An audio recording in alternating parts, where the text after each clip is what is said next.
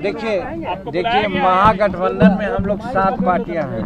और 7 पार्टी में जब एक हम लोग हैं, जब कहा जाएगा सम्मिलित होने के लिए तो शामिल होंगे, नहीं शामिल होने के बाद भी हम कर सकते हैं कि हमारा गठबंधन है उसका मेन लीडर जब नीतीश कुमार जी हैं और वही अपना उन्हीं के रिक्वेस्ट पर ये बैठक आयोजित हो रही है, तो हम समझते हैं कि फिर हम लोग रहें या न रहें उससे कोई फर्क नहीं, लेकिन अगर बुलाया जाएगा तो उस बैठक अभी तक बुलाने की बात नहीं हुई। अच्छा मांझी जी, आप जब मुख्यमंत्री थे तो आपने एक बात कहा था उस समय कि एस्टीमेट घोटाला की चर्चा आपने उस समय बहुत जोर से सकती थी, अभी जो पुल गिरा आप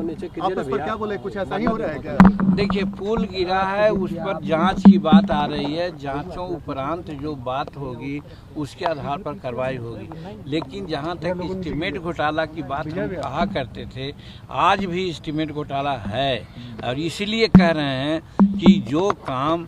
100 रुपया में होना चाहिए एस्टीमेट बनता है 1000 रुपया का, और उसके बावजूद भी काम में गुणवत्ता जो होनी चाहिए उसकी कमी होती है। सुपरविजन हमारे क्षेत्र में कई एक ऐसा काम हुआ है रोड का, पुल का, उस पर भी हम लोगों ने ध्यान आकर्षित किया है, तो उस बात पर आज भी हम आमादा हैं कि साहब एस्टीमेट ज़्यादा लोग बनाते हैं और काम कम पैसा का करते हैं, उसकी गुणवत्ता कम रहती है, उसमें सुपरविजन की आवश्यकता है, उसको बढ़िया से देखने की आवश्यकता है। मांझी जी, आपको की चर्चा हुई है क्या? कल नीतीश कुमार से आपकी बैठक हुई मंत्रिमंडल को लेकर के भी? नहीं कुछ नहीं, माननीय मुख्यमंत्री जी से हम लोग सिर्फ चारों विधायक जो हमारे 6 दल के हैं, एक समस्या थी कि हमारे विधायक की बात पदाधिकारी नहीं सुनते हैं